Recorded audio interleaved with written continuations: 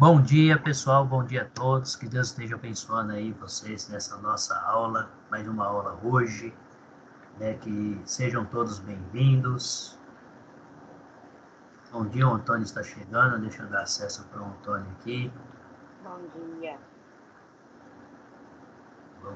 Bom dia, Antônio. Bom dia. Então vamos lá. Bom dia, meu amigo. A paz do Senhor, dia. tudo bem? A paz do Senhor, que Deus abençoe a vida, a sua vida, da família, de todos. Então nós estamos iniciando aqui a nossa aula de hoje. E não sei se vocês estão vendo o slide. Todos estão vendo o slide aí? O meu tá uma faixa amarela fina. Uma faixa amarela fina. Perfeito. Agora tá. Agora tá aparecendo. É questão de reajuste. Eu estava falando para a Jaqueline antes de começar a nossa gravação, que depois de quase um ano eu estou aprendendo a mexer com esses aplicativos. A gente vai aprender. Bom que o ano vai estar craque para mexer. Vai estar craque o ano que vem, verdade. Então foi a experiência que nós tivemos esse ano. Nunca tínhamos assim dado aula online dessa maneira. Então, quer dizer, para tudo tem um começo, né? E esse ano foi o começo para todas as coisas. Eu diria que esse ano foi muito bom em termos, acredito para vocês também, mas em termos assim de um aprendizado.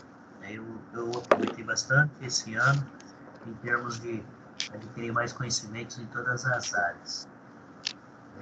Com a graça de Deus, eu estou terminando a minha pós de administração e também de teologia. Os dois ao mesmo tempo. Vamos lá. Na aula passada, nós terminamos aqui, a gente estava vendo os milagres que eram feitos pelas mãos dos apóstolos. E nós terminamos também vendo que algumas pessoas não foram curadas de uma enfermidade que elas tinham. Um exemplo, Timóteo, que é uma enfermidade séria. Então, tudo indica que seria algum problema do estômago, alguma úlcera. Trófimo, que é amigo de Paulo, ele ficou lá em Mileto, doente. Paulo deixou ele lá. E o próprio Paulo também tinha uma enfermidade na carne. Então, nós vimos todos esses pontos aí. E por que essas pessoas não foram curadas? Né? Não era o propósito de Deus. Nós vimos que o próprio apóstolo Paulo, ele tinha o poder de realizar as curas e os milagres. Então, nós vimos aí, nós sabemos, de acordo com as leituras bíblicas, com o livro de Atos, que contam muito, né, e outros livros, Paulo curando várias pessoas, vários doentes, assim como os outros apóstolos também, até os discípulos, né, como o próprio Timóteo, nós vimos aí Felipe e outros, realizando curas e milagres. Porém, algumas pessoas, como o apóstolo Paulo, Trófimo e Timóteo, não foram curados, mas Deus deixou bem claro para eles que o que bastava para eles era a graça de Deus. Lá em 2 Coríntios, acompanha comigo, abre lá em 2 Coríntios, nós lemos na aula passada, mas vamos fazer uma recordação hoje. 2 Coríntios capítulo 12, eu vou ler aqui 2 Coríntios capítulo 12, versículo 10, do versículo 7 ao 10, 2 Coríntios 12, do 7 ao 10, acompanha comigo aí a leitura. E para que não me ensoberbecesse com a grandeza das revelações, foi-me posto um espinho na carne, mensageiro de Satanás, para me esbofetear, a fim de que não me exalte. Por causa disto, 3 vezes pedi ao Senhor que o afastasse de mim. Então ele me disse: a minha graça te basta, porque o poder se aperfeiçoa na fraqueza. De boa vontade, pois mais me gloriarei nas fraquezas, para que sobre mim repouse o poder de Cristo, pelo que sinto prazer nas fraquezas, nas injúrias, nas necessidades, nas perseguições, nas angústias, por amor de Cristo, porque quando sou fraco é que sou forte. Olha aí as palavras de Paulo, ele falando da enfermidade dele. Ele pediu, não foi apenas uma única vez, mas 3 vezes ele pediu para que Deus curasse ele dessa enfermidade que ele tinha. Então, o que acontece aqui? muitos ainda não foram curados daquele período no primeiro século. Por quê? Deus deixou bem claro que a graça dele é mais importante do que qualquer cura ou milagre. Deus ainda continua realizando curas e milagres hoje? Continua, mas de acordo com a vontade dele. Hoje nós temos as escrituras nas mãos, hoje nós temos a palavra em nossa mão para que nós possamos estar estudando e compreendendo ela. Jesus deixou bem claro que o povo perece por falta de conhecimento, e essa falta de conhecimento é em relação à vontade, aos princípios, ao propósito de Deus. Por isso que se chama-se teologia, que é estudo sobre Deus, estudo sobre a vontade, os propósitos, as leis, estudo sobre o que Deus espera de cada um de nós, do homem, e da tua igreja. Nós vimos que Jesus instituiu a igreja. Abre comigo lá no livro de Lucas, capítulo 10. Antes de o Antônio entrar, eu não sei se o Everton também pegou um pedaço aí. Então, eu estava falando aqui com o pessoal que já estavam na aula, para vocês dois. Tá? Nós estamos praticamente na metade do módulo aqui. Então, eu vou dar uma esticada nas leituras, tá? Só para ver se a gente consegue dar uma esticada. E o módulo 5, que é o nosso último módulo, nós temos 82 slides também para estar estudando. E a nossa previsão de término aí é para fevereiro, tá bom? Abre comigo lá no livro de Lucas, capítulo 10. Lucas, capítulo 10. Acompanha comigo aí o versículo 17 até o versículo 20. Lucas 10, 17 até o 20. Eu vou ler aqui, vocês acompanham comigo. Então, regressaram os 70 possuídos de alegria, dizendo: Senhor, os próprios demônios se nos submetem pelo teu nome. Mas ele lhes disse: Eu vi a Satanás caindo do céu como relâmpago. Eis aí vos dei autoridade para pisar de serpentes e escorpiões e sobre todo o poder do inimigo, e nada absolutamente vos causará dano. Não obstante, alegrai-vos, não porque os espíritos se vos submetem, e sim porque o vosso nome está rolado nos céus. Então, Jesus falando com os seus discípulos, seus apóstolos aqui, falando para que eles estejam sempre alegres, porque o vosso nome está rolado nos céus. Que maravilha! É isso que Jesus promete para o cristão. Então, quando o cristão realmente está vivendo a vida em busca do Senhor, ele terá grandes bênçãos aí, e principalmente uma vida eterna ao lado de Deus, ao lado do nosso Senhor Jesus Cristo. Abre comigo no livro de Mateus, capítulo 9. Mateus, capítulo 9. Acompanha comigo aí o versículo 2. Ela diz assim: E eis que lhe trouxeram um paralítico deitado no leito, vendo-lhes a fé. Jesus disse ao paralítico: Tem bom ânimo, filho, estão perdoados os teus pecados. Interessante que quando nós olhamos em todas as curas de Jesus, primeiramente o que ele acaba fazendo?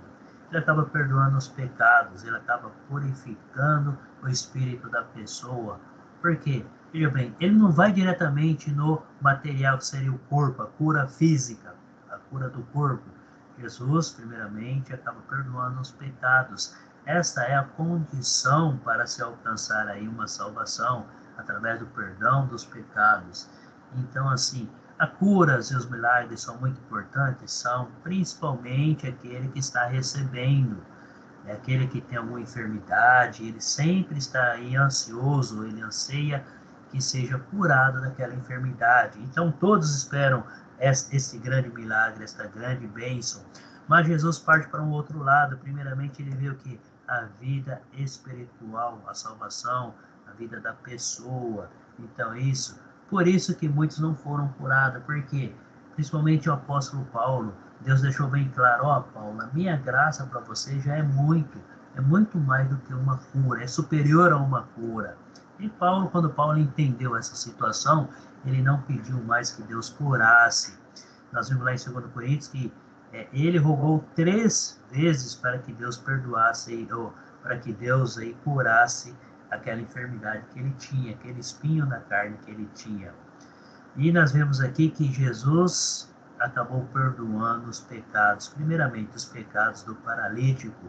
Então, olha como que Jesus trabalha na vida do cristão. Aí no mesmo livro de Mateus, versículo 19, capítulo 9, versículo 19 em diante, acompanha comigo. E Jesus, levantando-se, o seguia, e também os seus discípulos. E eis que uma mulher, que durante 12 anos vinha padecendo de uma hemorragia, veio por trás dele e lhe tocou na orla da veste, porque dizia consigo mesmo: se eu apenas lhe tocar a veste, ficarei curada. E Jesus, voltando-se e vendo-a, disse: tem bom ânimo, filho, a tua fé te salvou. E desde aquele instante a mulher ficou sã. Olha só a grande fé, primeiramente da mulher, o desejo intenso de ser curada. E a fé dela era tão grande que ela apenas pensava: se eu tocar em algum pedaço da roupa dele, eu serei curada. E foi o que aconteceu. A fé dela, a fé que ela tinha dela em Jesus, acabou aí realizando a cura. Mas olha só, primeiramente a fé. Deus, Jesus, olha o lado espiritual. Ele se importa mais com o lado espiritual depois da cura. Cura é uma coisa momentânea, passageira, né? Realmente, a pessoa que está esperando a cura, isso daí para ela vai ser muita alegria. Mas a maior alegria é ter os seus pecados perdoados. E quando temos nossos pecados perdoados, plena comunhão com Deus e Jesus Cristo. Então, a fé dessa mulher acabou salvando tanto a vida espiritual dela, como a cura material aí do seu corpo físico. Grande importância quando Deus chegou para Paulo falando: a minha graça é o suficiente. Assim foi para Timóteo e para Trófimo também. Nós estamos vendo aqui que muitos milagres Jesus acaba não aplaudindo. Por quê? Porque o que mais importa é a salvação do espírito, é a salvação da alma, é isso que mais importa. O corpo, ela pertence à terra, o corpo ela volta ao pó, mas o espírito e a alma, o espírito é de Deus e a alma, aquele que vai prestar conta, é que Jesus aí anseia em salvar, para estar vivendo a vida aí totalmente eterna ao lado do nosso Senhor. Volta comigo no capítulo 7. Capítulo 7, versículo 21, 22 e o 23. Acompanha comigo aí.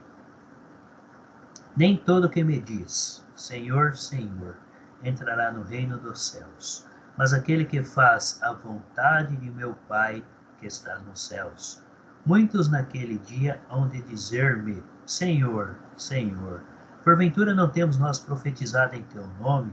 E em teu nome não expelimos demônios? E em teu nome não fizemos muitos milagres?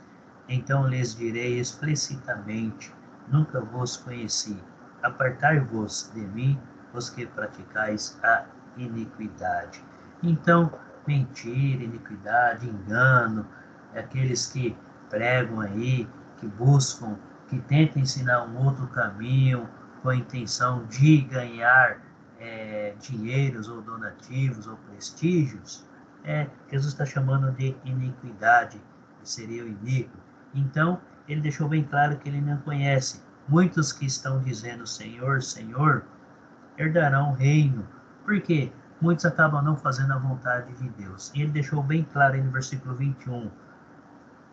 Mas aquele que faz a vontade de meu Pai. Qual é a vontade de Deus?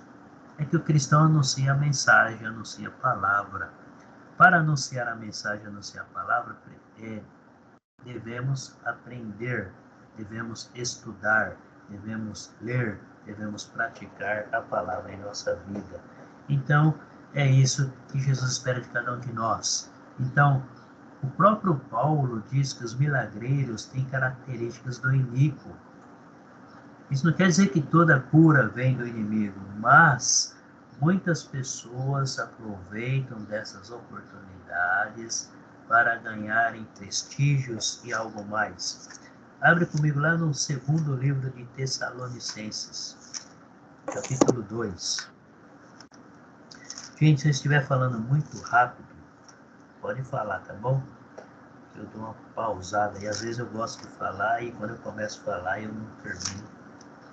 Segundo Tessalonicenses, capítulo 2, acompanha comigo aí do versículo 1 até o 12.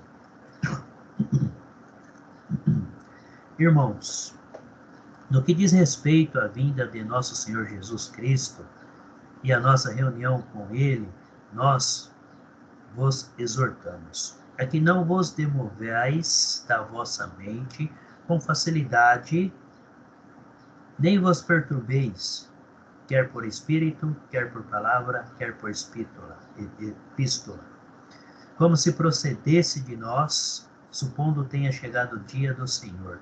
Ninguém, de nenhum modo, vos engane, porque isto não acontecerá sem que primeiro venha a apostasia e seja revelado o homem da iniquidade, o filho da perdição, o qual se opõe e se levanta contra tudo que se chama Deus ou é objeto de culto, a ponto de assentar-se no santuário de Deus, ostentando-se como se fosse o próprio Deus. Não vos recordais de que, ainda convosco, eu costumava dizer-vos estas coisas. E agora sabeis o que o detém, para que ele seja revelado somente em ocasião própria. Com efeito, o ministério da iniquidade já opera e aguarda somente que seja afastado aquele que agora o detém. Então será de fato revelado o iníquo, a quem o Senhor Jesus matará com o sopro de sua boca e o destruirá pela manifestação de sua vinda. Ora, o aparecimento do iníquo é segundo a eficácia de Satanás, com todo o poder e sinais e prodígios da mentira, e com todo engano de injustiça aos que perecem, porque não acolheram o amor da verdade para serem salvos. Esse amor da verdade aqui ele está referindo-se ao Evangelho. É por esse motivo, pois, que Deus lhes manda a operação do erro para darem crédito à mentira, a fim de serem julgados todos quantos não deram crédito à verdade. Antes, pelo contrário, deleitaram-se com a injustiça. Eu me lembro que nós comentamos sobre esta passagem, sobre o iníquo e enganador. Então, nós vemos aqui que Deus permite que muitos aí sejam enganados, que aparecem muitos enganadores. Por quê? Porque as próprias pessoas já não estão dando a devida importância para a mensagem, para a palavra de Deus. Então, Deus acaba aí deixando que isso aconteça. Então, qual que é a orientação dada para os cristãos? Ficar sempre atento a esses tipos de ensinamentos aí. O versículo 4, vamos dar uma olhada em alguns versículos aí. Quem que é o iníquo? É aquele que vai tudo contra a palavra de Deus, aquele que ensina tudo ao contrário do que as escrituras estão dizendo. Então, se aqui na palavra está dizendo A, e eu fico batendo a tecla no B, eu estou indo ao contrário da palavra que Deus está dizendo. Então, se Deus falou é A, é A. Interessante que Jesus deixou assim bem mais fácil e mais claro para sermos cristãos, né? Basta apenas termos fé, aceitar e mudar de vida e continuar essa caminhada. Tá? Qual que será o destino desses operadores de milagres que não venha de parte de Deus? Eu não estou dizendo que Deus não realiza cura nos dias de hoje. Deus ainda realiza curas, mas nós temos que tomar muito cuidado com alguns ensinamentos fora da Bíblia. Volta comigo lá no livro de Mateus, capítulo 7, 21, 23. Não vos conheço, nós acabamos lendo. Apartai-vos de mim, vós que praticais a iniquidade. É isso que Jesus vai estar falando.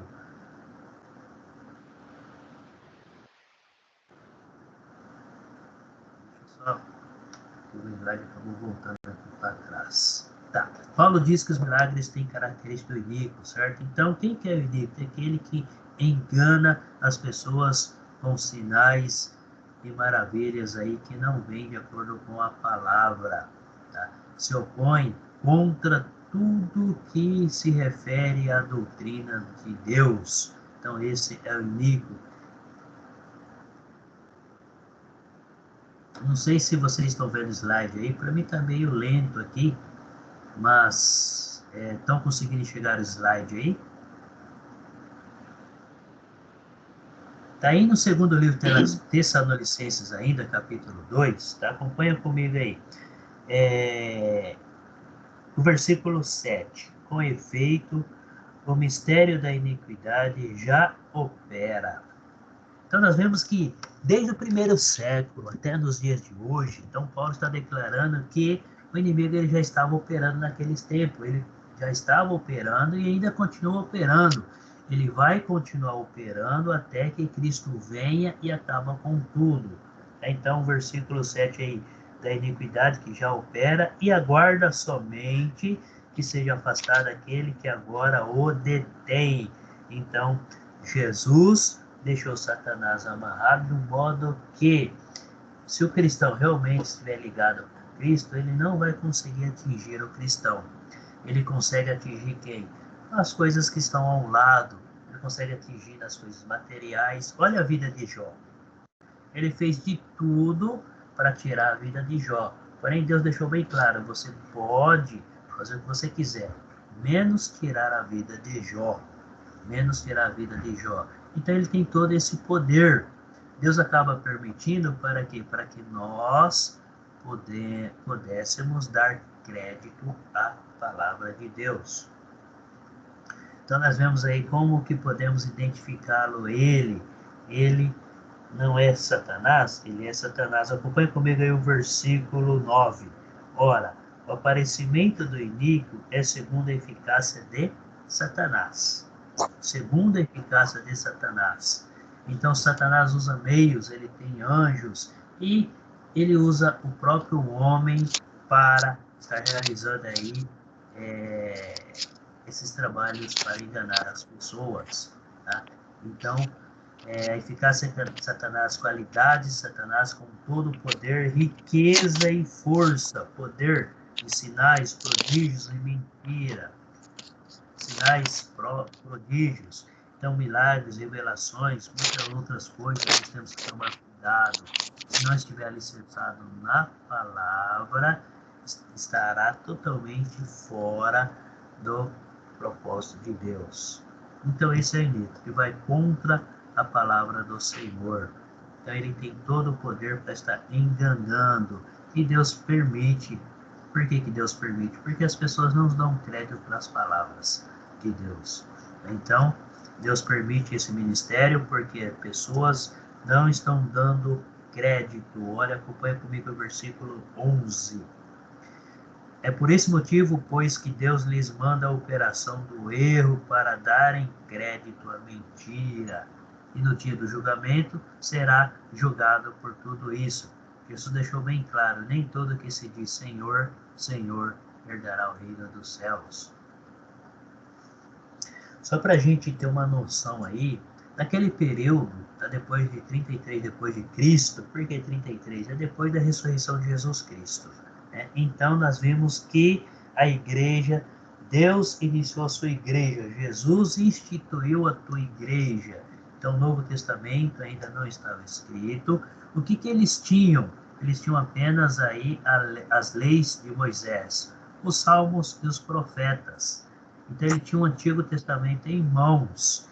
E os milagres e as curas eram intensos, eram muitas, e eram realizadas pelos apóstolos e seus discípulos que receberam esse poder através da imposição das mãos dos apóstolos, para que a palavra de Deus tivesse aí uma importância na vida das pessoas, para que as pessoas pudessem acreditar naquilo que estava sendo dita.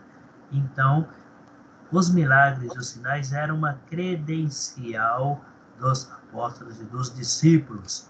Então, eles não tinham o Novo Testamento em mãos. Então, foram necessários os dons pelas mãos dos apóstolos para que a igreja recebesse as mensagens de Deus para saber qual era a sua vontade. Então, através da igreja, Deus revela a sua vontade para o homem. Ele mostra que ele quer que todos possam alcançar a salvação. E esses dons, eles foram cancelados? Foram sim. Como que eles foram cancelados? Com a morte dos apóstolos. Então, nós vimos várias passagens no livro de Atos, aonde foi necessário os apóstolos irem até onde seus discípulos estavam ensinando e para estar transmitindo os dons com a imposição de mãos. Então, somente eles, aqueles discípulos que receberam esse poder de realizar curas, milagres, eles não receberam o poder de transmitir o dom do Espírito Santo, para as outras pessoas puderem continuar realizando aí sinais, curas e milagres. Então as pessoas recebiam, ouviam a mensagem, eram batizadas ali e viviam a vida em comunhão com Deus e com os irmãos. Tá? Então, aí tem uma perguntinha para nós. O cancelamento dos dons espirituais foi com a morte dos apóstolos ou a morte das pessoas que receberam a imposição de mãos dos apóstolos? Quem tinha o poder de transmitir esses dons de curas e milagres? Eram os apóstolos, não? Era apenas os apóstolos. Né? Então esses dons aí morreram, quer dizer, com a morte dos apóstolos, esses dons de transmitir o dom de cura e milagre, através da imposição das mãos, morreram junto com os apóstolos. Sabemos que Deus ainda opera nos dias de hoje, tudo segundo o seu propósito, a sua vontade, em favor da tua igreja. Abre comigo lá em 1 Coríntios, capítulo 13.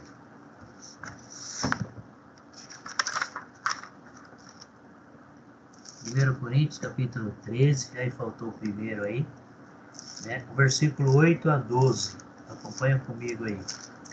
1 Coríntios, capítulo 13, do 8 em diante. O amor jamais acaba, mas, havendo profecias, desaparecerão. Havendo línguas, cessarão. Havendo ciência, passará. Porque, em parte, conhecemos e em parte profetizamos. Quando, porém, vier o que é perfeito, então o que é em parte será aniquilado. Quando eu era menino, falava como menino, sentia como menino, pensava como menino. Quando cheguei a ser homem, desisti das coisas próprias de menino. Porque agora vemos como em espelho, obscuramente, então veremos face a face.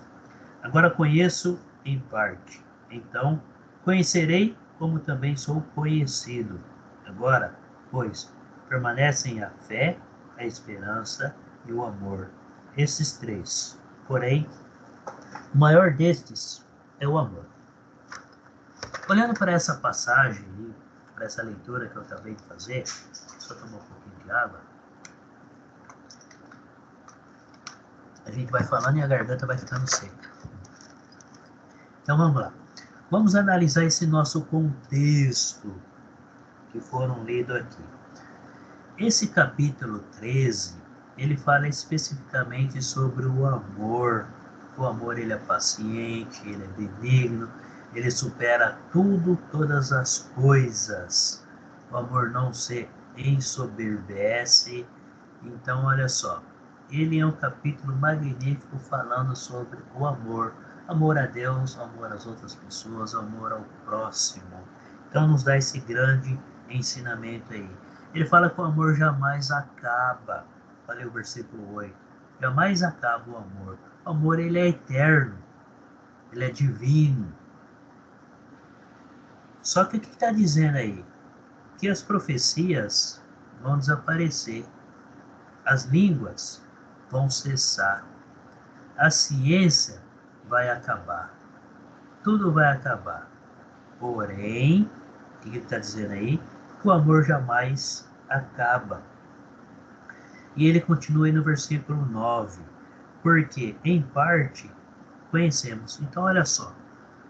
Um homem não tem todo o conhecimento, principalmente em relação a Deus. aos mistérios, às coisas de Deus. O que Deus tinha que revelar para o homem, ele já revelou-se.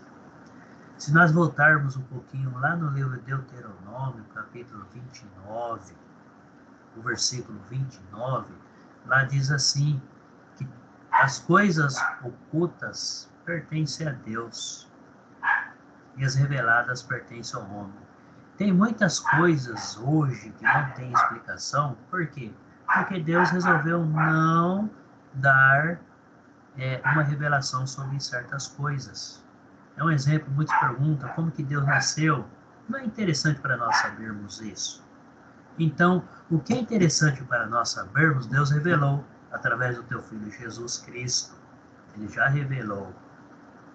Tem algumas versões bíblicas que esse versículo 29 do livro de Deuteronômio 29, ele é bem conhecido porque Deuteronômio 29 é fácil de decorar. Tem algumas versões, algumas bíblias que ele está no Deuteronômio 30, versículo 1. Então, o que acontece? Alguma versão para outra, tá? Nós gostamos de usar muito essa versão do Almeida Ferreira, atualizada e revisada. Por quê? Porque ela chega próximo, ela é próximo à tradução grega, à tradução original. Nós sabemos que a tradução original, porque o próprio original das escrituras se perderam, como nesse primeiro século aqui eles fizeram cópias, e essas cópias foram distribuídas pela igreja, e a igreja que recebia esse evangelho, elas faziam cópias e guardavam. Então, o original mesmo não se tem, se perderam. Agora você imagina, você fazer uma cópia de uma cópia, depois de uma cópia da outra cópia, uma cópia da outra cópia, igual um telefone sem fio. Muitas palavras mudam, muito sentido muda, muitas coisas acabam mudando. Então, o Almeida, ele procurou traduzir diretamente do original, da tradução original. As outras são cópias. Se nós pegarmos essa linguagem de hoje, estou falando de algumas bíblias aqui, algumas que eu tenho conhecimento, que eu já li. Tá? A linguagem de hoje ela é muito fácil de se entender. Porém, tem muitas palavras que realmente estão nos trazendo a linguagem de hoje. Eu vou usar um exemplo bem clássico. É uma palavra que se aparece na linguagem de hoje, e em outras versões aparece ela diferente. Seria a palavra bebida forte. Tá? Na Almeida, em outras versões, ela aparece como bebida forte. Na linguagem de hoje aparece como cerveja. Eu vou dar uma pequena explicação sobre esse assunto. Não está na nossa aula, mas eu vou dar uma pequena explicação sobre essas duas palavras aí. O que acontece? Lá no Antigo Testamento, quando o povo judeus, quando os israelitas estavam em suas terras, e até antes também, quando acontecia, o que acontecia? O vinho, ela era uma bebida refinada. Quem tomava vinho era apenas aqueles que tinham a sua plantação de vinhas, a sua plantação de uva, né? Os reis, os palácios, então, eram aqueles que tinham poder, eram os poderosos da época, eles que tinham condições financeiras de adquirir um vinho. O pobre, as pessoas pobres, que eram consideradas como servos ou escravas, não tinham acesso a essas bebidas. Elas até trabalhavam nessas lavouras, mas não tinham acesso a essas bebidas. Então, o que eles faziam? Eles plantavam o seu trigo, que era a semente que mais plantavam-se na época, e outros cereais. Desses cereais que eles plantavam, eles faziam lá todo o processo de, como se diz, de pedrificação, ou quebrava essas sementeiras e produziam a sua bebida. Então, era uma cevada, produziam a sua bebida. E essa bebida, eles ingeriam-se como no lugar do vinho. Então, ela se tornava forte também em teor alcoólico. Tá? Então, se a gente pegarmos hoje a cerveja, ela tem esse mesmo processo, ela é feita pelos cereais, que era a bebida dos pobres daquela época. Então, a cerveja, ela existia desde que eu aprendi que a cerveja, ela não existia no Antigo Testamento.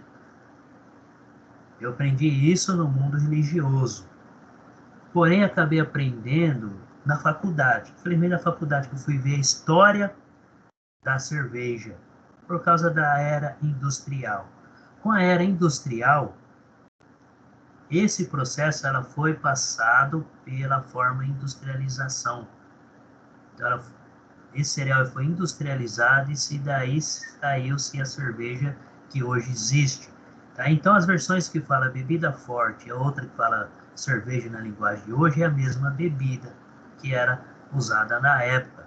Tá? Então, a cerveja era muito mais antiga do que ela é conhecida hoje. Então, hoje nós conhecemos ela por causa da industrialização, mas já existia antes, porque os pobres é que faziam as suas próprias bebidas, porque não tinha acesso ao vinho. Se você chegar no mercado hoje, você vai ver lá várias categorias de vinhos.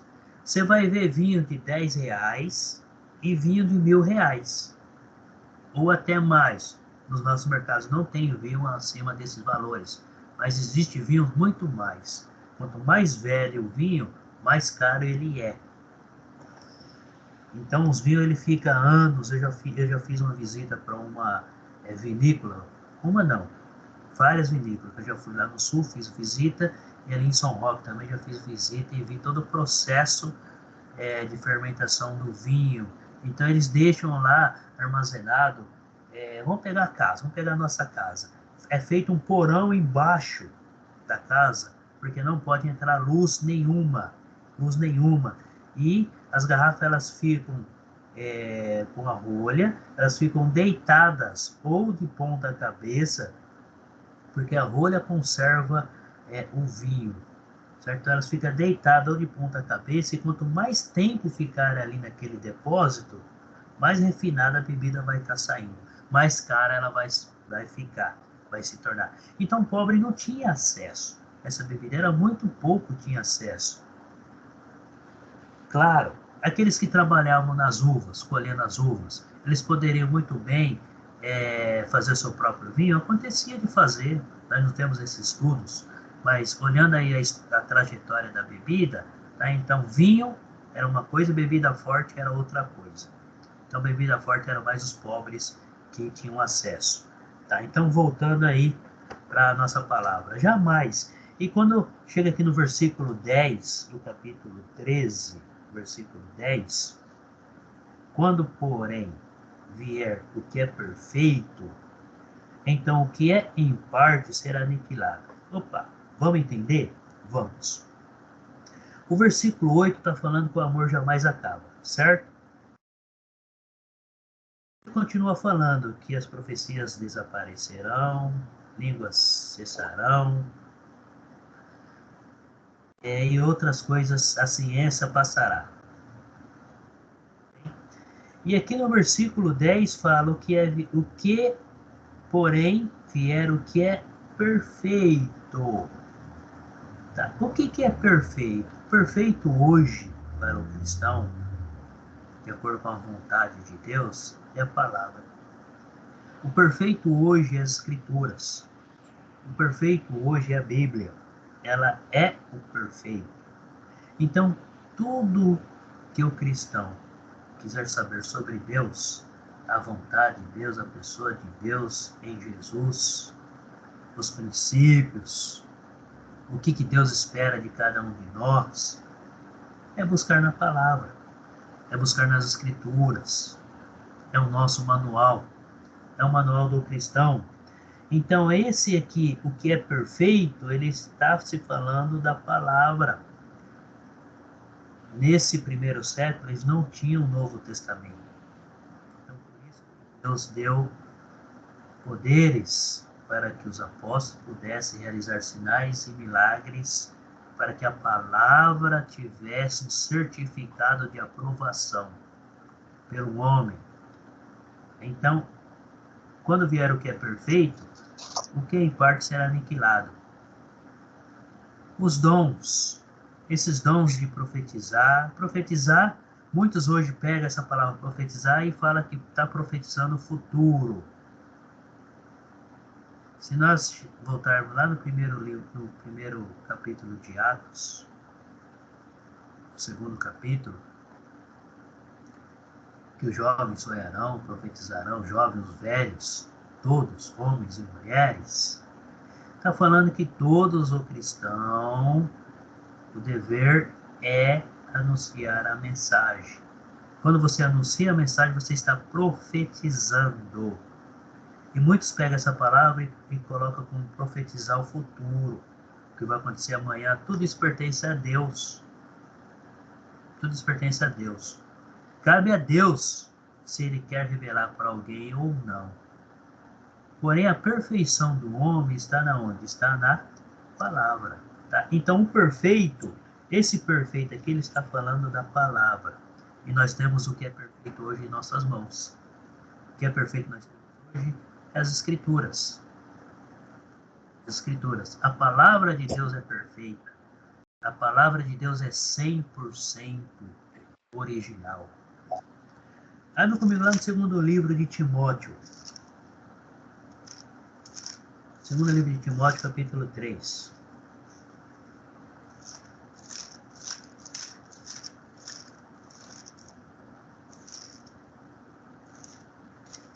E depois de todos esses anos, eu descobri não, né? Senti no coração realmente é verídico, que a gente vai estudando, vai aprendendo e vai aprendendo. Você quer ter sucesso no trabalho? Quer ter sucesso na vida? Estuda a palavra. Olha a vida de José. José foi um homem de muito sucesso na época. O segundo maior homem de todo daquele tempo. Abaixo apenas. Quem que era José? Era um dos quase filhos caçula, o penúltimo filho de uma família grande, que ajudava o pai nas coisas de casa. Tudo que ele aprendeu foi com o próprio pai. Não tinha professor, não tinha escolas, não tinha igrejas. E se tornou o segundo homem maior no período. Por quê? Porque ele era temente a Deus e buscava a Deus. E Deus capacitou ele como um grande administrador das coisas do faraó. Ele não era ninguém, ele não era nada perante ao homem. Por causa do seu amor e obediência a Deus, se tornou um grande segundo homem administrador do mundo conhecido na época. Acompanha comigo aí 2 Timóteo, capítulo 3. Eu gosto muito da história de José. Quando eu falo da história dele, eu me emociono. Vamos lá. Timóteo, capítulo 3, versículo 16 ou 17. Todos conhecem essa passagem. Toda a Escritura. Antes de eu ler isso daqui, acompanha comigo o versículo 14. É o versículo 14 aí, ó. Tu, porém, permanece naquilo que aprendeste, de que foste inteirado, sabendo de quem o aprendeste, e que desde a infância sabes as sagradas letras, que podem tornar-te sábio para a salvação pela fé em Cristo Jesus. Nós sabemos que aqui Paulo está falando com Timóteo, que Timóteo, desde criança, a mãe dele ensinava a ele sobre as leis de Deus. E Timóteo, através do conhecimento que ele tinha da lei de Deus ou do Antigo Testamento, ele aceitou a Cristo, reconheceu Cristo sendo o Senhor, o Messias, que tanto a lei de Moisés, o próprio Moisés falou, o próprio Davi falou, os próprios profetas falaram e os salmos falaram. Os autores dos salmos falaram. E ele reconheceu tudo isso em Jesus. E com isso ele se tornou um cristão. Então ele aprendeu e mudou-se de vida. Então olha só, toda a escritura é inspirada por Deus e útil para o ensino, para a repreensão, para a correção, para a educação na justiça. Se todo o ensino do mundo fosse baseado nas escrituras, o mundo seria o mundo ideal e perfeito que Deus espera. Como o homem não dá importância para as escrituras, Deus fez uma nova aliança, Deus preparou um novo reino, e esse reino ele vai entregar, ele vai dar para aqueles que alcançarem a salvação. Ele vai dar essa oportunidade de vivermos ao lado dele eternamente. Então a escritura, ela é inspirada, ela é útil para o ensino, para repreender, para corrigir e para educar. José foi educado pelo pai porque o pai conhecia e temia Deus. Ele levou esses ensinamentos para os seus filhos. E com isso José teve a sua prosperidade na sua época. Versículo 17. A fim de que o homem de Deus seja perfeito e perfeitamente habilitado para toda boa obra. Olha que é uma ligação, são duas coisas. Nós temos o artigo e. Eu não sou muito bom de português, nunca gostei muito de português, mas olha o artigo e. Não sou muito bom em artigos. Mas todos nós conhecemos os artigos, né? A, E, I, O, U, são tudo artigos. São artigos que ligam uma coisa com a outra. Então, as escrituras tornam um homem de Deus, um homem de Deus. Por que um homem de Deus? Não é qualquer homem, não é qualquer pessoa. Ela está em acesso para qualquer pessoa, para qualquer homem, mas não qualquer homem. É aquele que realmente busca estar vivendo essa vida ligada a Deus, vivendo essa comunhão com Deus em Jesus Cristo, sendo guiado pelo Espírito Santo, o Espírito de Deus. Então, a fim de que o homem de Deus seja perfeito. Perfeito o quê? Perfeito em tudo. No seu dia a dia, no seu modo de falar, no modo de agir. E, olha só, e perfeitamente habilitado para toda boa obra, que é a própria vontade de Deus. Por que eu estou dando ênfase? Não sei se vocês perceberam, mas ênfase. Porque a palavra de Deus torna o homem perfeito perante a Deus e perante a sociedade. Só que o homem não quer alcançar essa perfeição. Por quê? Porque o que importa para o homem hoje, para nós somos assim. É as coisas materiais, é as coisas dessa vida. É isso que importa. Eu sempre faço as perguntas àqueles que estão do meu lado. Quando a gente está conversando e começa a conversar sobre Deus, eu falo. Se Jesus chegar para você hoje e falar, vamos comigo agora? Você iria? Por incrível que pareça, 99% das pessoas que eu fiz essa pergunta, 99% responderam não, se dizendo cristão. Por quê? Porque está apegado às coisas materiais desta vida. Nós somos assim, nosso coração é assim. Então, quando nós estamos apegados às coisas da vida, nós não damos muita importância para a palavra de Deus. Por isso que Deus permite tudo o que acontece nos dias de hoje, que vem acontecendo desde quando Adão e Eva pecou. Deus permite. Por quê? Porque nós não damos atenção à palavra de Deus, à vontade de Deus. O homem não tem o coração voltado para Deus. Infelizmente. Aí nós vemos que a palavra é perfeita para nos capacitar para estar com Deus. Vamos para o livro de Hebreus, capítulo 4. Hebreus, capítulo 4. Acompanha comigo o versículo 12. Porque a palavra de Deus é viva e eficaz, e mais cortante do que qualquer espada de 2 gumes. Sabe o que é espada de 2 gumes? É a espada que corta dos 2 lados. Ela tem um corte dos 2 lados. Cara, está ouvindo? Eu estou. Está me ouvindo, Antônio? Vocês estão me ouvindo? Sim. Eu estou, perfeitamente. Então, o Antônio está tentando falar? Eu não. Não? Tá. É que eu não tô, tá falhando aqui Está para mim. trabalhando? Está. Entendi. Essa internet deve estar meio ruim. Vamos lá. Nós estamos no livro de Hebreus, capítulo 4, versículo 12. Então vamos lá.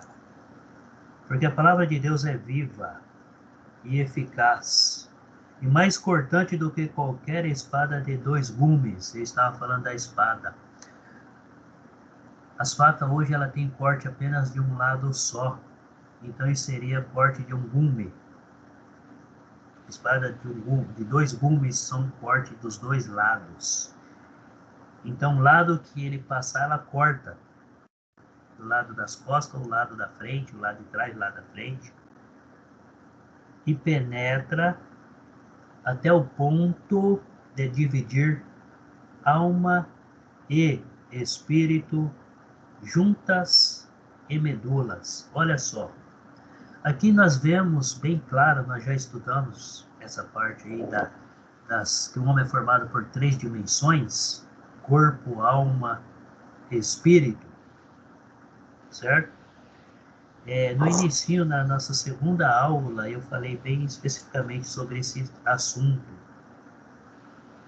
corpo, alma e espírito. Então, olha só, a palavra, ela divide a alma e deixa bem claro que nós somos revestidos de alma e espírito.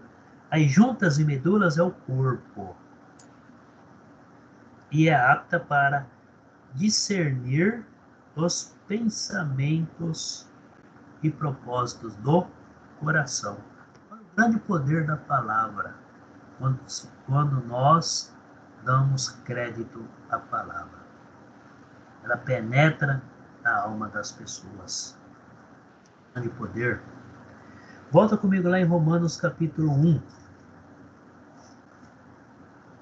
Romanos capítulo 1, o versículo 16.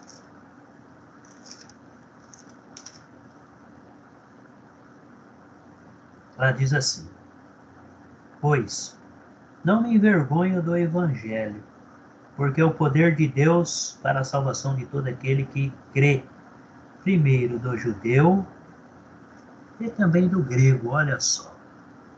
Jesus veio primeiro para o seu povo para mostrar que Deus estaria fazendo uma nova aliança e que Deus estava trazendo a redenção para o homem, para o judeu, que era o povo judeu. Eu contei a história do judeu, dos israelitas. Tá, só para a gente voltar um pouquinho, nós falamos muito do samaritano. Quando as 12 tribos foram divididas lá em 2 tribos, lembra? Tribo do norte, tribo do sul. 10 tribos ficaram para o norte, 2 para o sul. A capital das 2 tribos ficou Jerusalém, que seria Judá e os benjamitas. A capital das outras tribos ficaram Samaria, samaritanos. Então Samaria era a capital das 10 tribos de Israel, dos hebreus. E Jerusalém ficou sendo capital das 2 tribos, Judá e Benjamim. E foram apenas essas 2 tribos que voltaram para reconstruir Jerusalém. Os próprios samaritanos, na época, queriam impedir a reconstrução de Jerusalém. Por quê? Porque eles já tinham a capital deles, que seria Samaria. Então, por isso que até nos dias de hoje eles não se dão por causa disso. É uma guerra entre o mesmo povo, a mesma nação.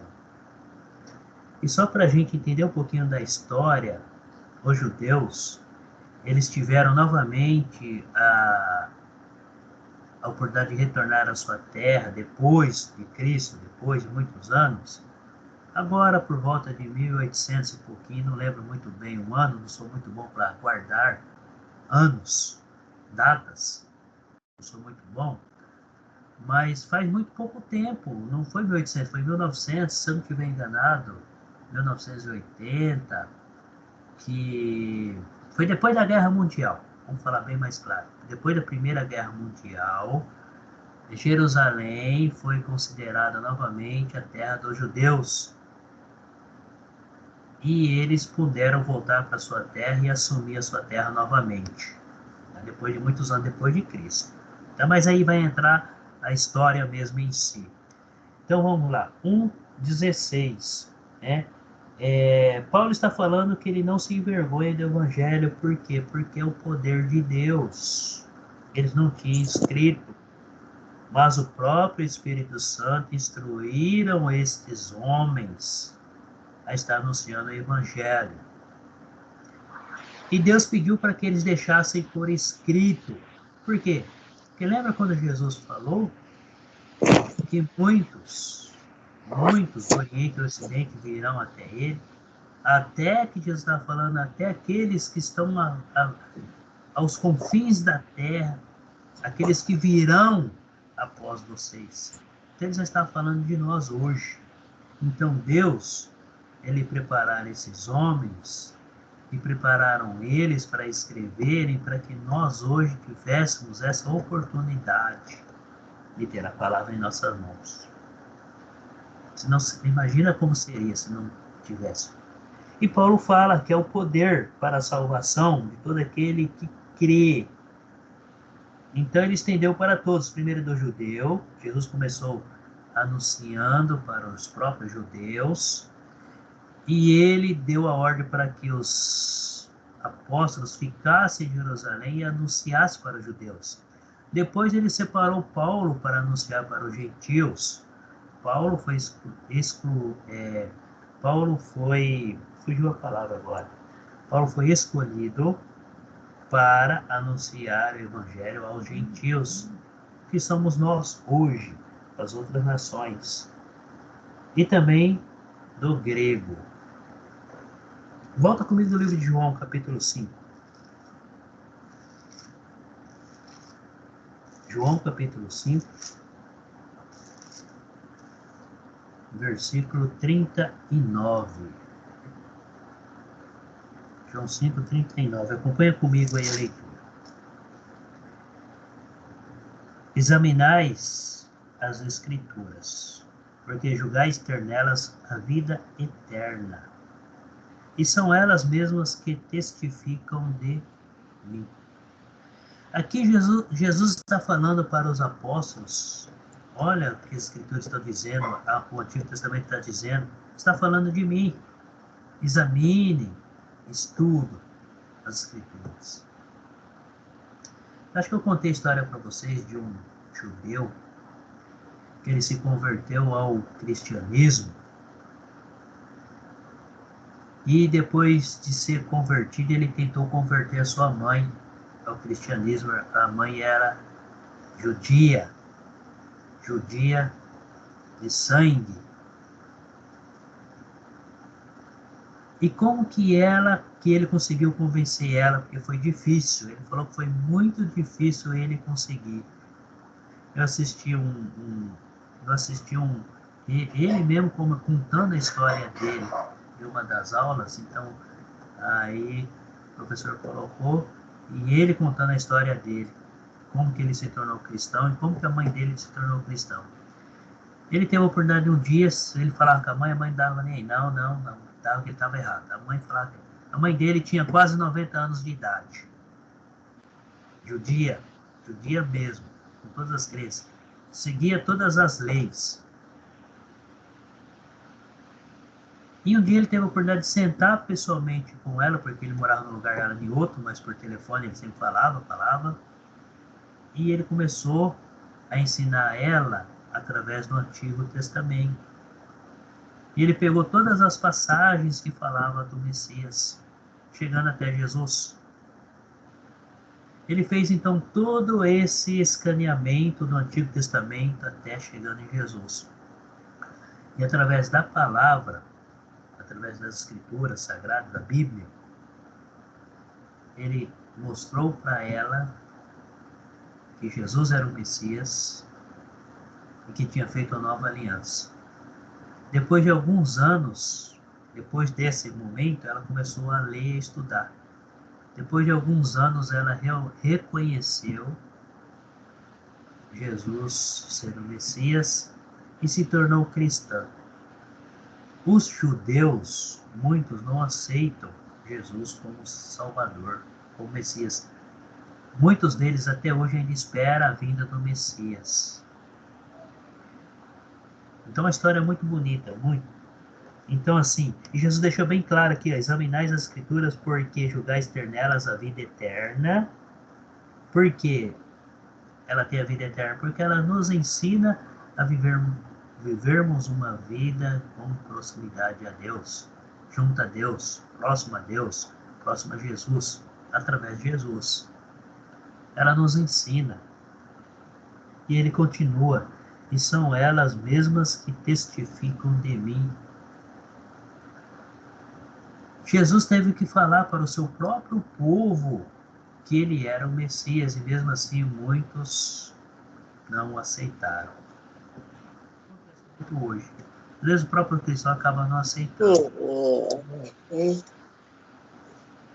Então tem vida eterna nas escrituras. Ela nos mostra o caminho para alcançar a vida eterna. Vamos lá para frente. Abre comigo no 1 Pedro.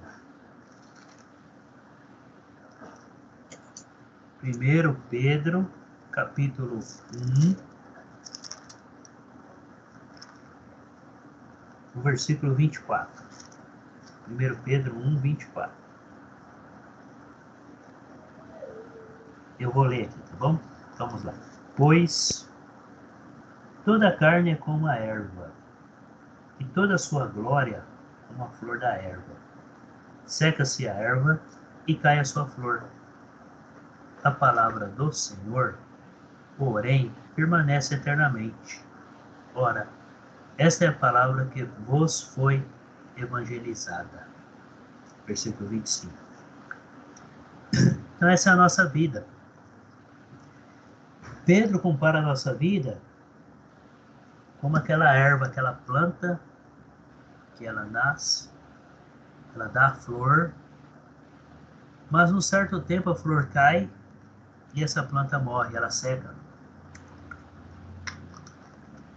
Isso é a nossa vida.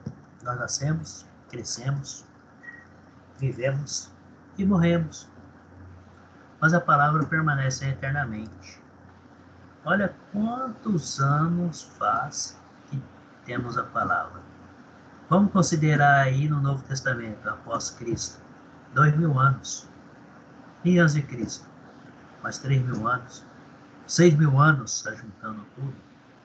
6000 anos. Desde quando Deus, pela palavra, criou tudo, ela permanece e vai permanecer. É eterna. A palavra é eterna. Nossos filhos, nossos netos, nossos bisnetos, até a vida de Jesus, nós não sabemos, ela vai continuar sendo a mesma e falando ainda com as pessoas e mudando muitas vidas. Volta comigo no livro de João. Eu ainda fico indignado com algumas pessoas que falam que a Bíblia é ultrapassada. Você não conhece, né? Volta lá no livro de João, capítulo 12, versículo 48. Livro de João, capítulo 12, versículo 48.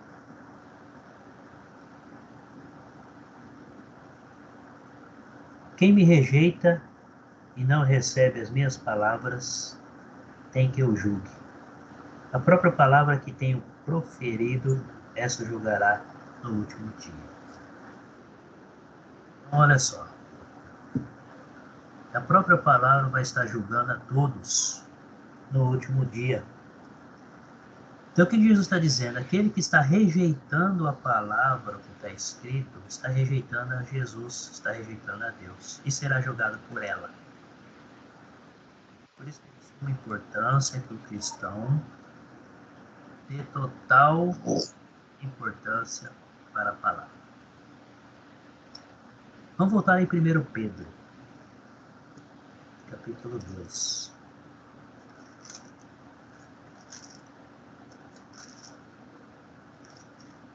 Essa semana tá fazendo um estudo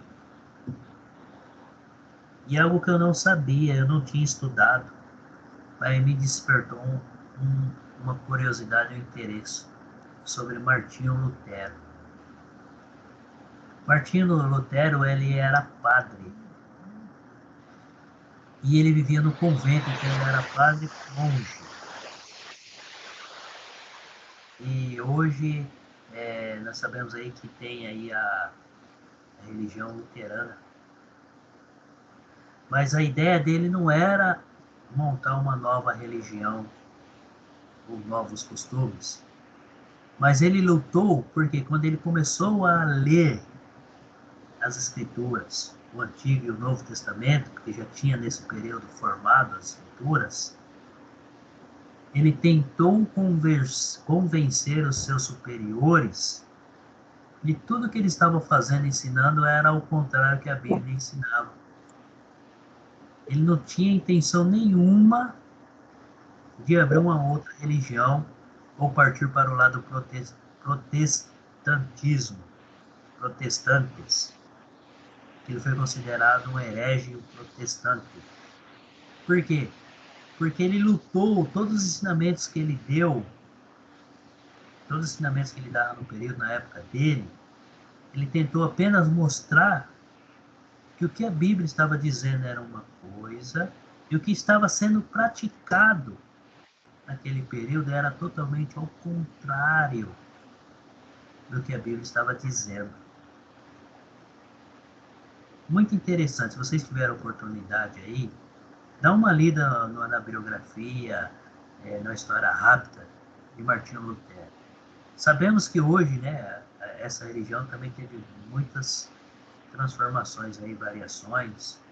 O homem tem a capacidade de introduzir algo fora da Bíblia dentro da própria religião, que acaba aí cometendo alguns erros, alguns graves aí. Mas eu nunca tive, todo esse tempo que eu estou dando aula, eu nunca me interessei pela história desse homem. Mas essa semana estudando aí, acabou caindo nessa parte, acabei estudando. Muito interessante. Então, para a gente ver que Deus está em nossos corações, independente em qual congregação você está. É claro que Jesus e os apóstolos sempre orou para que a igreja fosse uma e não várias. Então não é a placa que vai salvar, mas sim é o relacionamento meu, seu, com Deus e com o próximo. É o nosso apego com a palavra e a nossa ação de acordo com a palavra. E se a gente puder mudar nós mesmos e conseguir mudar alguém sem forçar, de acordo com o que a palavra está nos dizendo, com certeza Deus vai estar se alegrando. Então, assim, se de repente você fala com uma pessoa e ela não deu atenção para você, não dá importância para isso. O seu papel foi plantar, você plantou a sementinha. A semente foi plantada. Quem que vai cuidar? Vai ser Deus. Qual que é o nosso papel? É plantar a semente. Plantou a semente, aí Deus vai trabalhar de acordo com a vontade dele e de acordo com a permissão que a pessoa der. para que Deus trabalhe, para que Jesus trabalhe. Aí sim, qual é o nosso papel? Plantar a semente.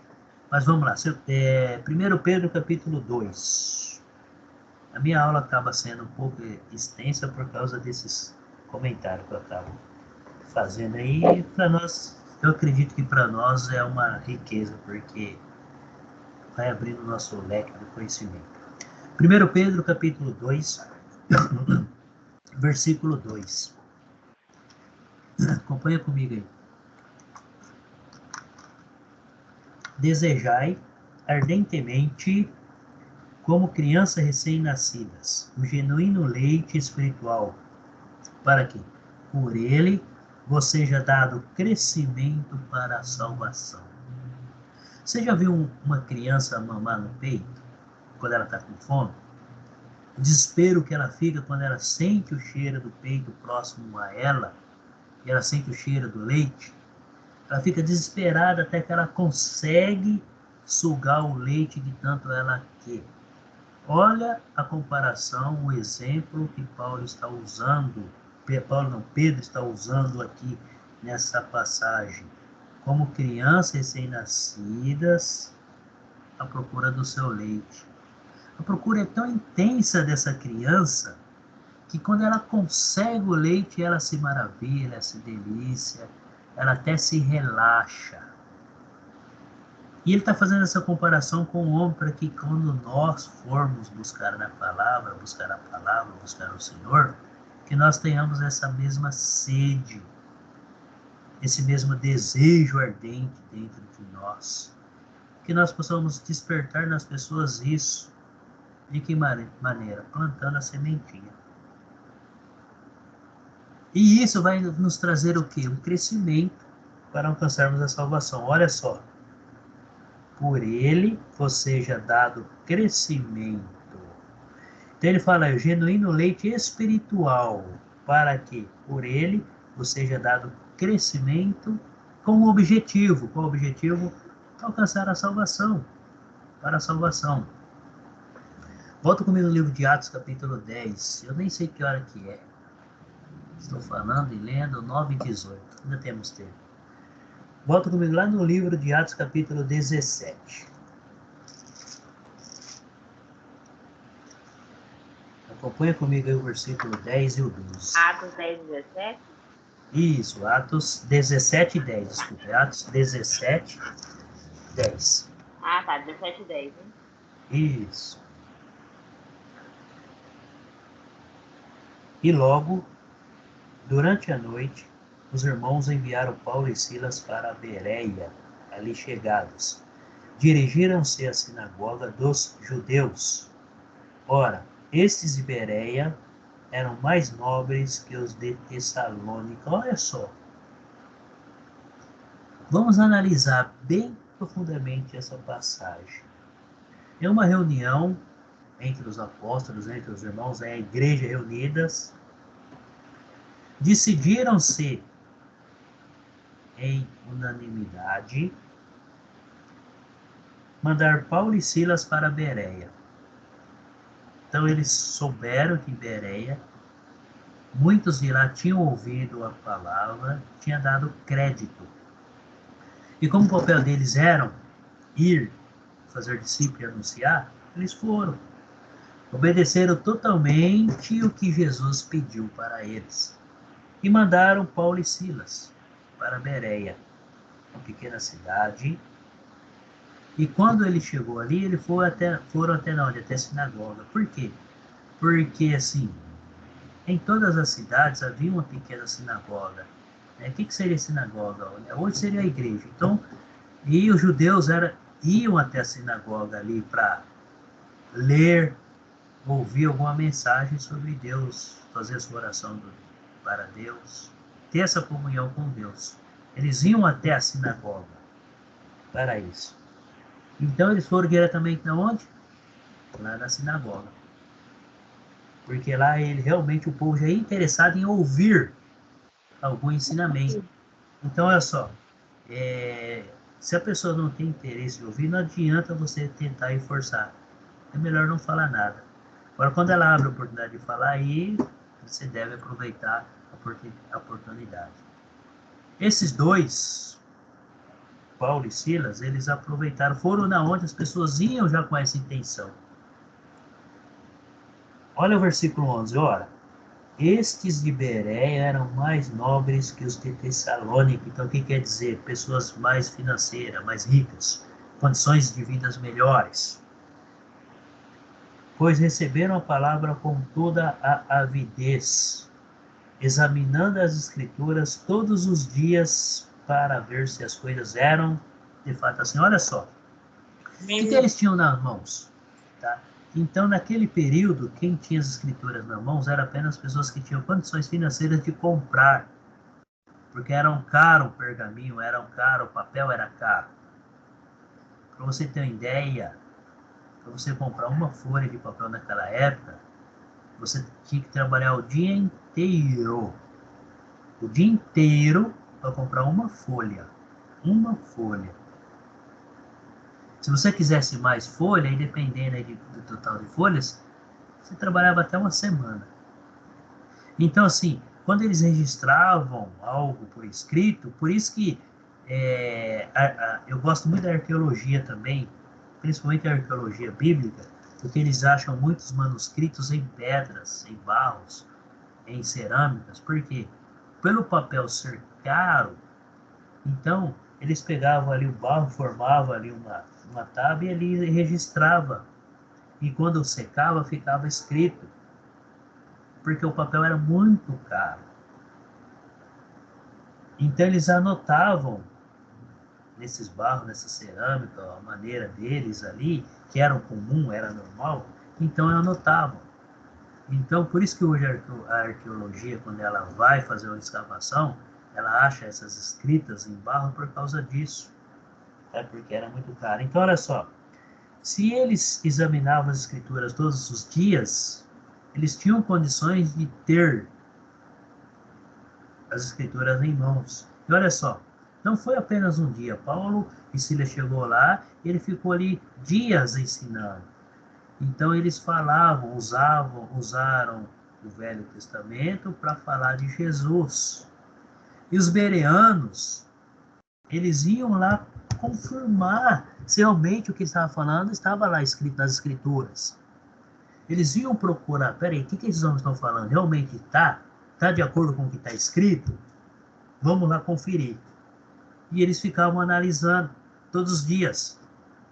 Então, todos os dias, Paulo e Silas estavam ali na sinagoga ensinando, e esses que ouviam iam pesquisar, realmente era verídico. Olha aí, examinando as Escrituras todos os dias para ver se as coisas eram de fato assim. Com isso, muitos deles creram, mulheres gregas de alta posição e não poucos homens. E nesses poucos homens, alguns eram fariseus, eram líderes lá da sinagoga, faziam parte do sinédrio da sinagoga. Muitos deles creram. Por quê? Porque eles realmente buscaram na palavra, lá nas Escrituras, se o que Paulo e Silas estavam falando, se era verdade ou não. Então eles iam pesquisar, eles iam analisar. Esse é o papel do cristão. Todo ensinamento que nós ouvirmos, seja no rádio, seja na televisão, pessoalmente, por internet, o ideal é comparar com as Escrituras. Comparar o que as Escrituras estão falando sobre aquele assunto. O que a palavra está falando sobre aquele assunto. Para mim realmente ver. Tem muitas coisas, muitas palavras que dá para absorver sem aproveitar. Tem muitas que não dá, eu devo descartar. Então, é importante sim que o cristão tenha o conhecimento das Escrituras. Então, nós vemos aqui que muitos bereanos acabaram se tornando cristãos. Por quê? Porque eles confirmaram na palavra. Com isso, os apóstolos eles se sentiam mais animados para estar anunciando e ensinando. Por quê? porque eles usaram algo que eles já conheciam. Qual que é a missão da igreja? É pregar a palavra. Muitas hoje acabam deixando a pregação da palavra de lado e acaba partindo para o outro lado. Ele acaba focando somente em cura, somente em milagre, somente em outras coisas. E assim vai. Enquanto que, para estar ensinando, buscando, lendo a palavra, dando esclarecimento, procuram ir para o outro lado. Por quê? Porque é mais fácil. Todo mundo hoje procura, quem está doente procura uma cura. Quem tem alguma coisa quer ser curado daquilo. Quem está com problema financeiro quer ter a sua vida financeira restabelecida, então vai procurar. Então todos hoje procuram um meio para satisfazer as suas vontades, seus desejos ou suas necessidades materiais. E muitos hoje usam desses problemas, dessas situações, para poder pescar mais gente e acaba caindo no erro, aí, no engano, e muitas pessoas sendo enganadas. Olha os bereanos. Se o cristão fosse igual aos bereanos, muitos não seriam enganados aí por qualquer coisa que estão sendo ensinadas aí. Então, a missão da igreja, independente, é pregar a palavra de Deus, é ensinar a palavra de Deus. Volta comigo no livro de Marcos, capítulo 16. Passagem bem conhecida, mas Jesus falando com os apóstolos. Marcos 16, capítulo 16, versículo 15 e o 16. Que se repete lá em Mateus 28, 18 a 20. Tá? Mas vamos lá. Marcos 16. Acompanha comigo que eu vou ler aqui.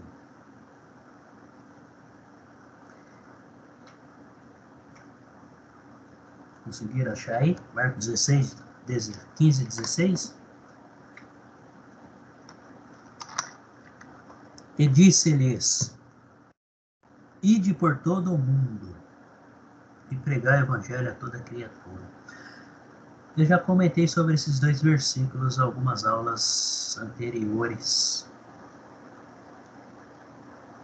Que quando Deus formou o seu povo, toda a atenção de Deus era apenas para o povo.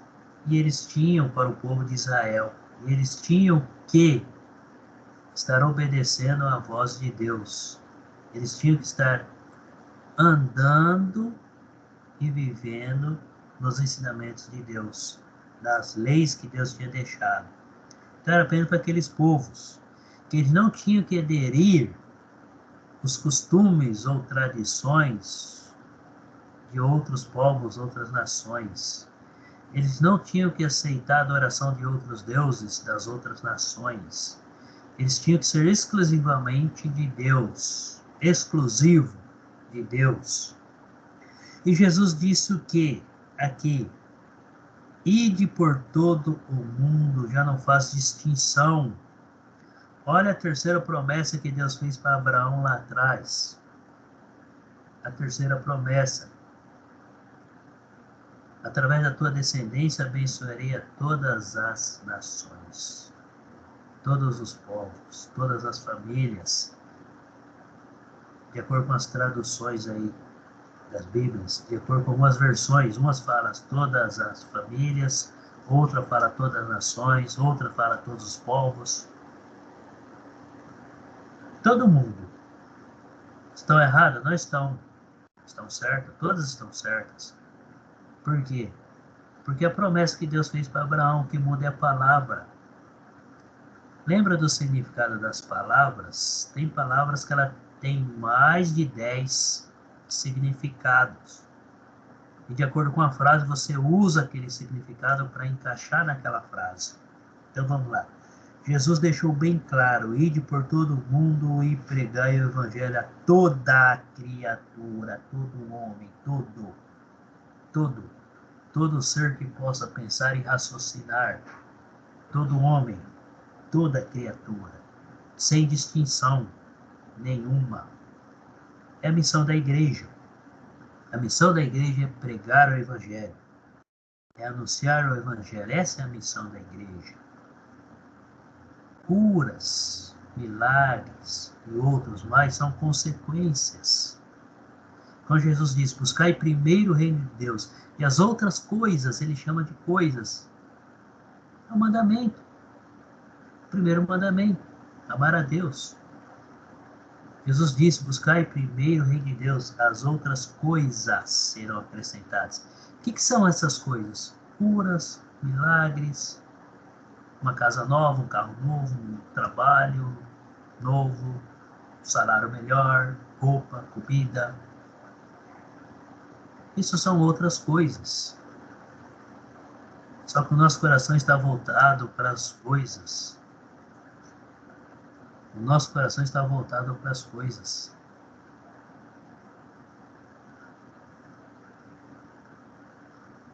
Sua internet caiu, né, Antônio? Antônio caiu, acabou voltando. Então, Antônio, não sei se você pegou aí, nós estamos em Marcos 16, 15 e 16. Jesus está falando aqui, dando uma ordem para os apóstolos, para a igreja pregar a palavra. Que as outras coisas são coisas, as outras são consequências. Curas, milagres, são consequências. Alimento, trabalho, saúde, são consequências. Versículo 16. Quem crer e for batizado, é uma condição. Quem crer e for batizado será salvo. Quem, porém, não crer será condenado. O coração do homem, ele não dá importância para o evangelho. E Jesus deixou bem claro que quem crer e for batizado será salvo. O cristão não pode ficar apenas nesse versículo, por isso que tem a escritura toda completa. Porque se nós olharmos para os outros livros vai nos ensinar a caminhar com Jesus diariamente para garantir a salvação. Isso pode ser que garante a salvação? Não. Porque quem dá a salvação é Deus de acordo com a vontade dele. Mas é uma condição que Cristo nos deixou para que nós pudéssemos, para que podemos alcançar a salvação. É um caminho que Jesus trilhou para um homem alcançar a salvação. Então depende do esforço de cada um. Qual que é o papel da igreja? A missão da igreja é pregar o evangelho, é pregar a palavra de Deus. Não é focar apenas em outras coisas. É o nosso erro. Vamos para o livro de Atos, capítulo 8. Atos, capítulo 8. Versículo 1 ao 4.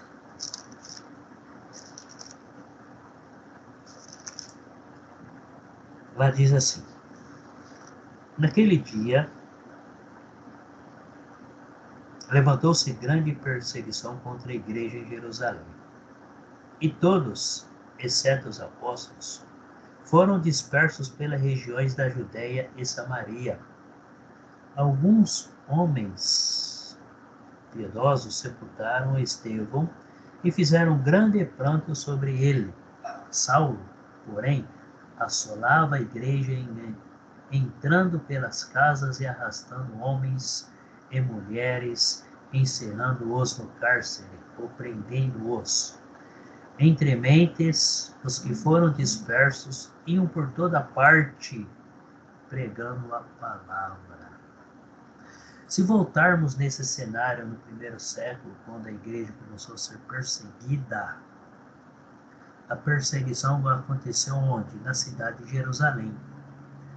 Nas cidades circunvizinhas, nas cidades vizinhas ou em outras regiões, os cristãos não estavam passando por essa perseguição. Até então que Paulo pegava a carta pelo Sinédrio, autorizando ele a ir a outra cidade para realizar essa perseguição. Então tudo começou lá em Jerusalém. Então por que eles fugiram para outra cidade? Que nem nós vemos aqui que Filipe foi parar lá em Samaria, porque lá não estava sendo perseguido ainda, não estava passando por essa perseguição. E com isso eles não pararam de anunciar o Evangelho. Eles deram total importância na missão da igreja, pregar a palavra. Olha só, versículo 4. Entre mentes, os que foram. Então não está falando apenas de Filipe. Então aquele que foi para Samaria, aquele que foi para Efésio, aquele que foi para as cidades que tinha ali na região de Jerusalém, quando chegavam na cidade, eles anunciavam, os vilarejos, as pessoas que encontravam, eles falavam, não ficavam calados. Primeira coisa, o que eles fizeram? Anunciaram. As curas e milagres vinham depois. Olha a vida de Jesus. Primeiro que Jesus falava. Primeiro Jesus importava com a salvação, com o espírito da pessoa. Seus pecados estão perdoados. Depois a cura era realizada. Então qual que é o foco? A missão da igreja é pregar a palavra. As curas e os milagres são consequências. Aí são as bênçãos que Deus vai derramando de acordo com a vontade dele na vida de cada um. Vamos lá. Versículo 4. Os que foram dispersos iam por toda parte pregando a palavra. Os que foram, está no plural. Todos os cristãos. Volta no capítulo 5 do livro de Atos aí. Atos capítulo 5, versículo 42. Atos capítulo 5, versículo 42. E todos os dias,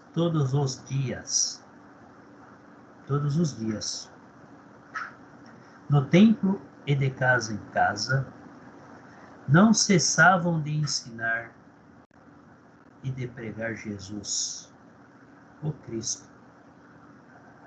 E não cessavam, independente. Nós temos esse costume hoje, eu não vou em tal lugar porque eu não tenho dinheiro para... Então olha só como que nós nos preocupamos com a coisa material. Vamos confiar em Deus. Eu confesso que eu também muitas vezes eu acabo pensando assim, nossa, eu não vou lá em tal lugar porque hoje eu não tenho dinheiro do combustível. Não quero gastar mais o meu cartão para chegar o mês que vem e me apertar. Nós caímos nesse erro. Hoje. Todos caímos nesse erro. Por quê? Porque é do ser humano. Então, olha só. Todos os dias eles pregavam de casa em casa Jesus Cristo. Esses homens, eles andavam quilômetros e quilômetros a pé.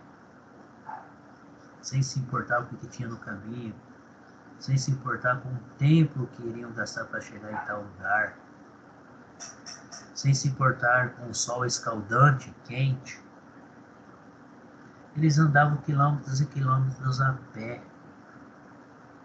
Eu falo por mim, tá? Hoje nós temos uma grande facilidade de se locomover e nós não damos importância a isso. Não damos mesmo. Atos capítulo 9. Quanto tempo nós temos, Elisete? Você que é a mulher do tempo. Falta 20 minutos. Beleza. 9h40. Atos capítulo 9. Acompanha comigo aí o 19 e o 20. E depois de ter se alimentado, sentiu-se fortalecido. Então, permaneceu em Damasco alguns dias com os discípulos que estavam em Damasco. Aqui está falando de quem? De Paulo. No versículo 18, aí está dizendo que ele foi batizado. Quando ele entendeu, ele foi batizado. Olha o capítulo 13. Acompanha comigo o capítulo 13, versículo 1 até o 4. Havia na igreja de Antioquia profetas e mestres: Barnabé, Simão, por sobrenome Níger, Lúcio de Cirene, Manaém, colasso de Herodes, o tetrarca e Saulo. E servindo eles ao Senhor e jejuando, disse o Espírito Santo: separai-me agora, Barnabé e Saulo, para a obra a que os tenho chamado. Então, jejuando e orando e impondo sobre ele as mãos, os despediram, enviados, pois, pelo Espírito Santo, desceram a Seleucia e dali navegaram para Chipre. E eles foram anunciando a mensagem. Eles foram pregando a mensagem. Não pararam, não desanimaram. Nós vemos aí a ação do Espírito Santo na vida desses homens. Por quê? Porque eles não pararam. Eles permaneceram firmes. Por isso o Espírito Santo vai fortalecendo e habitando na vida de cada cristão. E o batismo com o Espírito Santo? Vamos falar um pouquinho sobre o batismo? A Bíblia, ela ensina que o batismo com o Espírito Santo, ela foi especificamente prometida aos apóstolos e não a todos os cristãos através da história. Nós vemos lá no livro de Atos, capítulo 2, que eles receberam o batismo com o Espírito Santo com força e todo o poder. Nós sabemos que a expressão batismo do Espírito Santo, batismo do Espírito Santo, ela nunca aparece no Novo Testamento. Mas vamos ver algumas passagens. Então, uma forma ou outra da frase batizar com o Espírito Santo, ela aparece 6 vezes. Abre comigo o livro de Mateus, capítulo 3. Mateus 3, versículo 11 e 12. O batismo de Jesus Cristo. Acompanha comigo. Aqui, João está falando sobre o batismo. Eu vos batizo com água para arrependimento. Mas aquele que vem depois de mim é mais poderoso do que eu, cujas sandálias não sou digno de levar. Ele vos batizará com o Espírito Santo e com fogo. A sua pá, ele tem na mão que ele limpará completamente a sua eira. Recolherá o seu trigo no celeiro, mas queimará a palha em fogo inextinguível. O trigo são os obedientes à palavra. E a palha são aqueles que não dão importância à palavra. Então, o que está dizendo aí? Ele vos batizará com o Espírito Santo. Vamos para o livro de Marcos, capítulo 1.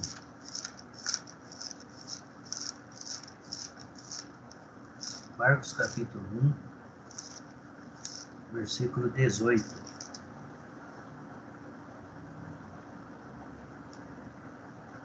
Então, eles deixaram imediatamente as redes e o seguiram.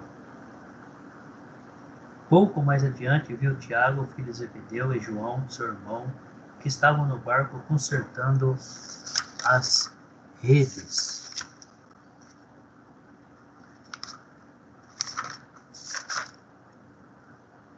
Deixa eu só me sintonizar aqui na... Vamos lá.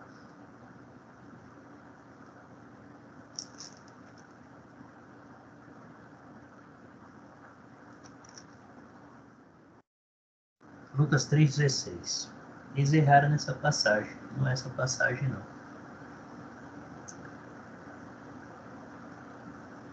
Lucas 3,16. Eu vou achar essa passagem aí e a gente acompanha ela. Lucas 3,16. Lá diz assim: disse João a todos: eu, na verdade, vos batizo com água, mas vem...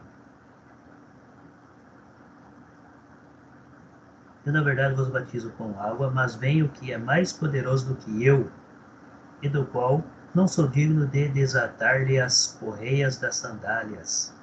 Ele vos batizará com o Espírito Santo e com fogo. No livro de Marcos, lá, no livro de Marcos, é o capítulo 1. Deixa eu só voltar aqui no livro de Marcos.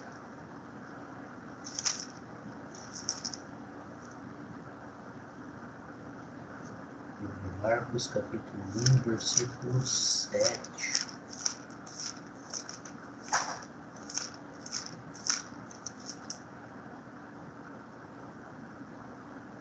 É o versículo 7 e 8. Ali faltou um tracinho. Marcos 1, 7 e 8 ali. Volta comigo lá no livro de Marcos. E pregava dizendo: após mim vem aquele que é mais poderoso do que eu, do qual não sou digno de, curvando-me, desatar-lhe as correias das sandálias. Eu vos tenho batizado com água, ele, porém, vos batizará com o Espírito Santo. Tá, então é Marcos, não sei como que está na apostila, vocês já estavam procurando aqui para ver como que está, mas é Marcos, capítulo 1, versículo 7 e 8, tá? Se vocês quiserem corrigir aí, não sei como que está. Eu não acompanho a apostila, então como eu falo demais, normalmente eu não acompanho a apostila, então eu acabo me perdendo aonde que eu estou na apostila. Mas vamos lá. Lucas 3,16, depois João 1,33. Vamos lá para o livro de João 1,33.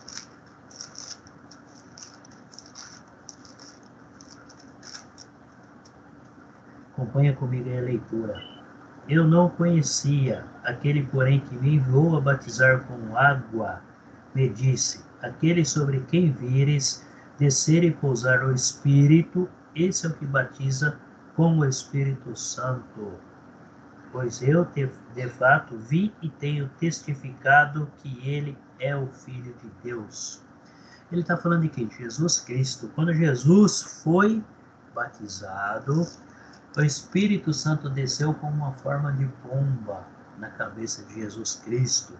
Então, Jesus foi batizado com o Espírito Santo. Ele recebeu o Espírito Santo na sua vida. Daí continua o trabalho dele. Vamos para o livro de Atos, capítulo 1. Atos, capítulo 1.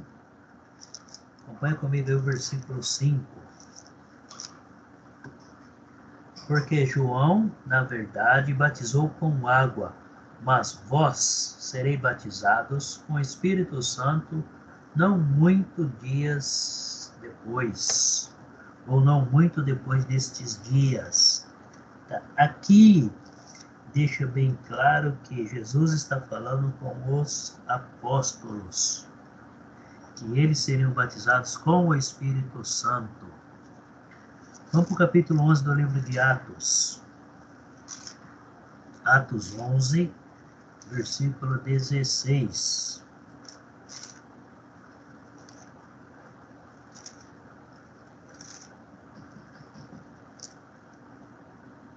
Acompanha comigo aí. Lá diz assim: então, me lembrei da palavra do Senhor, quando disse: João, na verdade, batizou com água, mas vós sereis batizados com o Espírito Santo. Então nós vemos aí 6 passagens onde está falando do batismo com o Espírito Santo. Jesus batizou os apóstolos com o Espírito Santo? Batizou. Ele batizou alguns gentios com o Espírito Santo? Batizou também. O próprio Jesus batizando com o Espírito Santo. Se nós voltarmos lá no livro de Atos, capítulo 2, onde eles ouvem a mensagem ali e eles reconhecem, creem naquela mensagem, e aqueles homens eles reconhecem e eles perguntam para os apóstolos, lá no versículo 37, Atos capítulo 2, versículo 37 e 38, nós, quando nós falamos do batismo, nós focamos bem esses 2 versículos, né?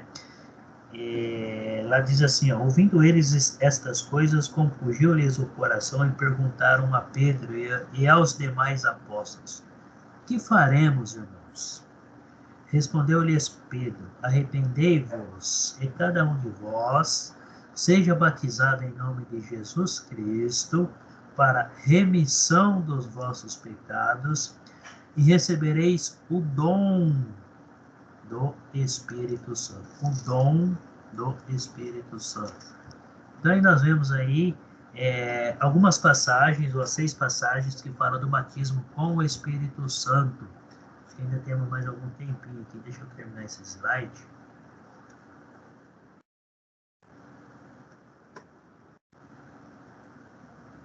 Ele está me travando aqui também.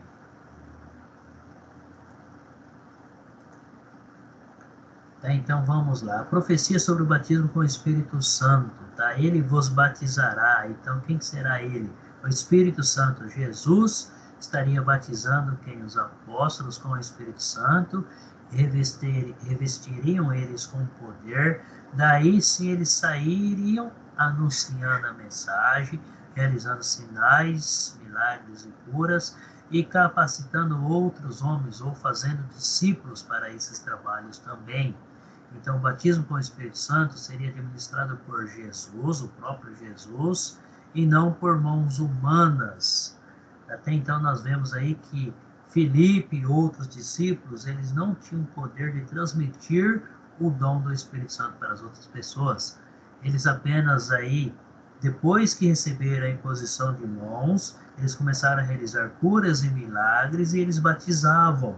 Porém, essas pessoas que eram batizadas por eles aí, não recebiam esse poder. Para receber esse poder, os apóstolos tinham que ir até essas pessoas, fazer uma oração, impor as mãos sobre essas pessoas, aí eles transmitiam esse poder para que as pessoas pudessem estar realizando cura e milagres. Lembra quando Simão Mágico, tentou comprar esse dom, né? E Pedro repreende ele, e ele acaba se arrependendo. Então foi necessário que os apóstolos fossem até Samaria para estar realizando aí estar transmitindo esses dons para aquelas pessoas. Então foi necessário aí a presença dos apóstolos para essa realização. E Jesus deixou bem claro: buscai primeiro o reino de Deus. Então, batismo com o Espírito Santo, nós estamos falando ainda, não vai dar tempo de eu terminar, eu vou terminar esse slide aqui, tá? Na próxima aula a gente dá continuidade. Então, João Batista estava falando de uma audiência mista de discípulos e inimigos. Ele estava, naquele momento que João Batista falava, os apóstolos falavam, então tinha pessoas que realmente estavam interessadas em ser um cristão, tinha aquelas que estavam apenas ali por interesse próprio, tinham muitos curiosos que queriam ver o que estava acontecendo ali, então nem todos saíam edificados ali, nem todos seriam batizados, nem todos recebiam ali aquele dom, aquele batismo do Espírito Santo, porque a intenção de cada um era diferente um do outro. Aqueles que realmente estavam ali presentes, escutando e aceitando ali Jesus, esses sim se tornaram cristãos. Então, olha só, João Batista estava falando de uma audiência mista de discípulos e inimigos. Alguns da audiência receberiam o batismo com o Espírito Santo. Aqueles que realmente crescem e desejassem no seu coração, acabavam recebendo aí o Espírito Santo. Então, finalizando aí, Mateus 3,12, nós já lemos: e com fogo. O batismo de Jesus é o batismo do Espírito Santo e com fogo. Então, os cristãos, ou as pessoas que se tornaram cristãos, receberiam o batismo com o Espírito Santo, receberiam aí o dom do Espírito Santo, e conforme a caminhada dele com Jesus, o Espírito Santo passa a habitar na vida desse cristão, e ele começa a dar frutos. Tá? E batismo com fogo. Os inimigos de Jesus receberiam o batismo com fogo, isso quer dizer, serão destruídos. Então, O batismo que ele está falando ali com o Espírito Santo e com fogo são dois, tá? São dois batismos ali. Então, batismo para a salvação e batismo para a condenação, para a destruição. Eu vou parar por aqui, porque está dando o nosso momento. Eu vou finalizar aqui a nossa aula, a nossa gravação. Então, eu finalizo aí orando para que Deus esteja abençoando ricamente a vida de cada um de vocês, a família, no trabalho, onde vocês estiverem, na igreja. Lembrando que a igreja, onde Jesus deixou bem claro, que a igreja é onde estiver dois ou mais reunidos, ali está a minha igreja. A igreja dele está em nosso coração. Devemos nos reunir, sim, em um prédio, um local? Sim. Então, a comunidade, a igreja do Senhor, ela acontece quando existe dois cristãos para mais reunidos em nome dele. Aí está instituída a igreja. Que Deus abençoe todos. Tenha uma boa semana. Amém. Abençoada pelo nosso Senhor.